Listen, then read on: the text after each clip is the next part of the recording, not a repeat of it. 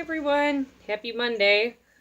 It is August 28th of 2017, and normally I would be recording this symptom update the day before it's time for me to go in for a round of chemo, and I'm happy to say that I'm finished with chemo.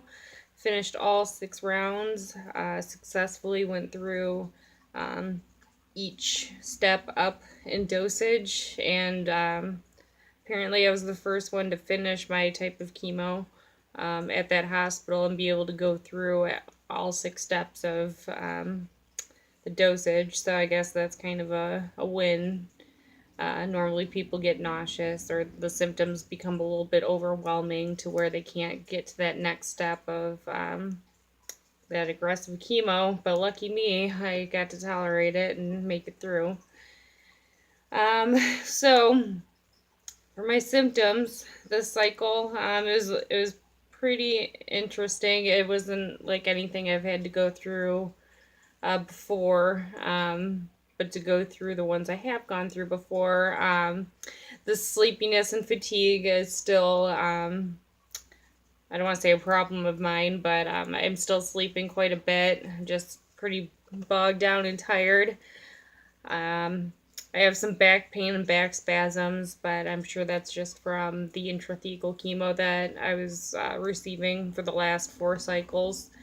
So, I had no bone pain this time, but I'll explain that in a minute. But the mouth sores is just my absolute worst symptom, because the 2 things you can take from me to make me super crabby is sleep and food, and food is pretty important to me. And especially when you're trying to recover from chemo, you're trying to stay healthy and hydrate and stuff like that, and I couldn't even eat. It was just water and broth. Like, I eventually ended up swallowing noodles, I think, at like the day or 2 days before my tongue started to swell down. But the mouth rinses that I got, which were in my previous video, it's Gelclair and MuGuard.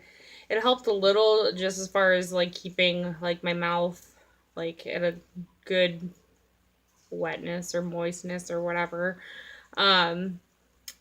But I still had like, because your spit kind of protects your tongue from cutting on your teeth from being like so sharp. That was a problem of mine. It seemed to not help really with that, so I still got cuts along my tongue from my teeth. But it took just as long as any other cycle. I don't know if it hurt worse just knowing this was my last one and I had to get through it, or maybe I was just super hungry this time. But it's just awful. It's terrible. It's not like a symptom everyone thinks, like when you have cancer, like, oh, you're gonna lose your hair. Like, for me now, it's like, ew, like you're gonna have mouth sores, you're not gonna be able to eat for a week. That's terrible. But I'm glad I have that part over with. I don't know what the next steps for my treatment are gonna be, but hopefully it's gone and treated and I won't have to deal with mouth sores again, like for radiation or anything. But anywho, so yeah, I didn't have any bone pain this time, and it turns out that Neulasta didn't do the trick this past time. I noticed last cycle as well, I didn't really have bone pain, and I thought maybe I just figured out the magic number of days to take Claritin to make sure, my bones didn't hurt.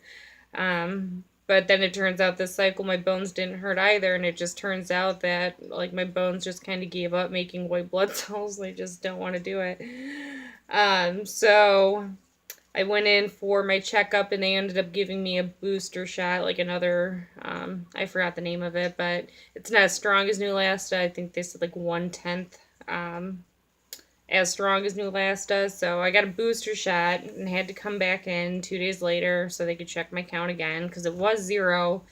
Then I went back. It was at like a 2.5, so they were super excited about that. But then they broke the news to me that I had no platelets. I think it was like a 0.049 or something, just not good. I did notice, and I just realized I forgot to mention it, I thought my house was really dry, so I was kind of getting like small blood clots coming out of my nose, and I thought it was just the weather here. But my doctor informed me when I told her about that, and she told me I had low hemoglobin count. That's actually what happens is the blood vessels in your nose are the first ones to, like, I guess, be super sensitive. Like, so you'll get nosebleeds if your hemoglobin count is low. Um, I wish I would have known that a little sooner, but luckily it didn't happen until this past and last cycle.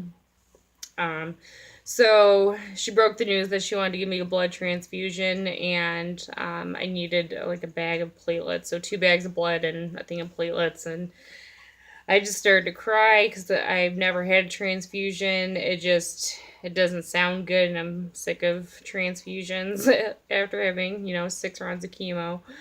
And that was the last thing I wanted to do. I'm, finished with chemo, and I don't want to go sit in a bed and stare at some walls any longer, or watch the same old crap on TV, and then deal with nurses coming in like every 15 minutes to check on you. So I wasn't very excited. I was tired and crabby, and like I said, with the mouth sores, I wasn't able to eat, so I was super crabby mode. Um, Luckily, it wasn't. I'm happy. And I thank people on my Facebook page. Like, thank you for donating blood, because if it weren't for that, I would still be super sick. And I encourage it. And once I get better, I will be donating blood. Um, I'm just super thankful for that. But anyway, it wasn't a bad experience. The only thing that kind of got to me was I had to sit in a room with 3 other patients, and I had one patient next to me, and like I said, they have TVs for you, but you can only have them, so loud, and uh, I'm not good at socializing with people either, so striking up a conversation's kind of out of the question. But anyway, so I had this girl next to me, and she she was crying, and I overheard her mom say, like, we have to start thinking about hospice. And my jaw dropped. I just started to cry. And I'm just trying to cry really quiet because I didn't want her to know that I heard. And the girl, she just kept asking her mom, like, why she has to do all of these things if she knows it's not going to work. Like, the transfusions, it's not going to save her. Um, and I just kind of cried with them quietly for a while, and that's really, I think, is the hardest part going through all of this. Is, yeah, I can go through my treatments by myself and I can make it not hearing anything, but overhearing doctors speaking to other patients about what their prognosis is, or what their next obstacle is going to be, or what they can and can't do, and what they have to plan for. I'm just so lucky that I got lymphoma, I guess, or like, mine's super treatable, and other people aren't so lucky. Like, I don't know, I couldn't do what those people do.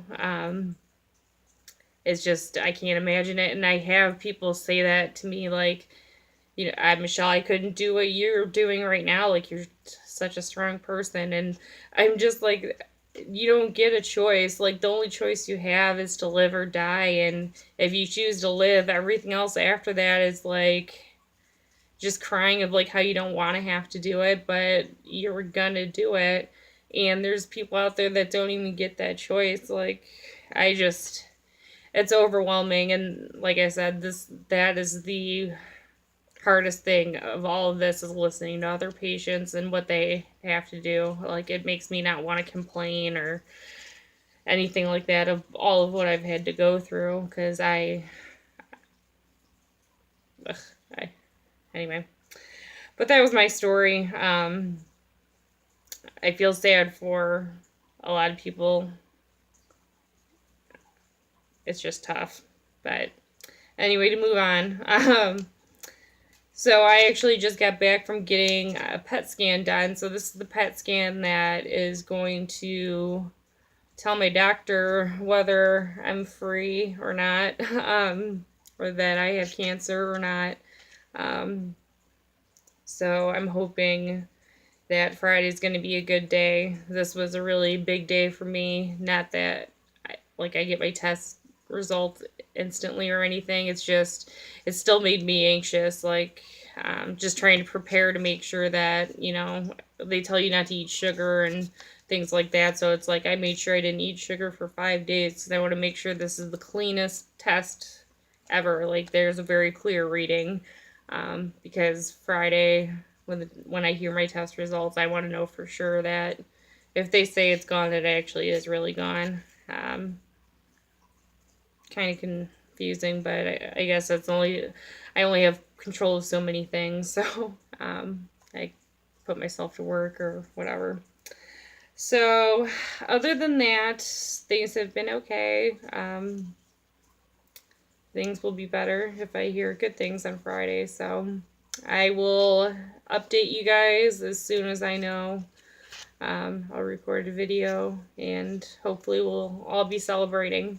So, all right, I will see you guys soon. Thanks for watching.